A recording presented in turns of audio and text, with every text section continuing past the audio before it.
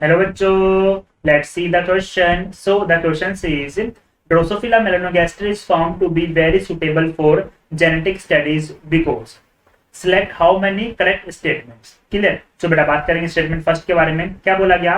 They could be grow in a simple synthetic medium in the laboratory. बिल्कुल सी बात है बेटा कि जो ड्रोसोफिला मेलानोगास्टर है बेटा उसको हम लोग सिंपली राइप बनाना यानी कि पके हुए केले पर ग्रो कर सकते हैं, सिंपल मीडियम में ग्रो कर सकते हैं. Statement A is correct.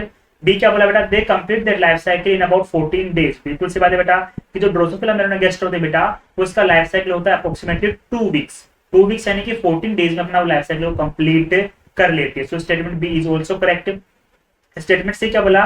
A single mating could produce a large number of progeny. ये वाली बात बिल्कुल सी बात है बेटा. स्टेटमेंट सी कि एक बार मेटिंग करने पर बेटा जो प्रोजेनी बनती है वो लार्ज नंबर में प्रोड्यूस होती है. सो हम अपना एक्सपेरिमेंट जो बेटा वो इजीली परफॉर्म कर सकते हैं. Statement C is also correct. Statement D male and female are clearly distinguishable. बिल्कुल सी बात है बेटा. मेल और फीमेल को बेटा आप बाहर से देख करके पहचान सकते हैं कि कौन सा मेल इंडिविजुअल है कौन सा फीमेल. क्या डिफरेंस होता है बेटा? मेल जो होता है वो स्लाइटली छोटा होता है, उसका बॉडी साइज शॉर्टर होता है as compare to female. Female का साइज थोड़ा सा बेटा बड़ा होता है. तो मेल और फीमेल को आप क्लियरली डिस्टिंग्विश कर सकते हैं. Statement 4 is also correct. Statement 5 it has few hereditary variations that can be seen with high power microscope. नहीं बेटा ये वाली बात क्या हो जाएगी? गलत हो जाएगी.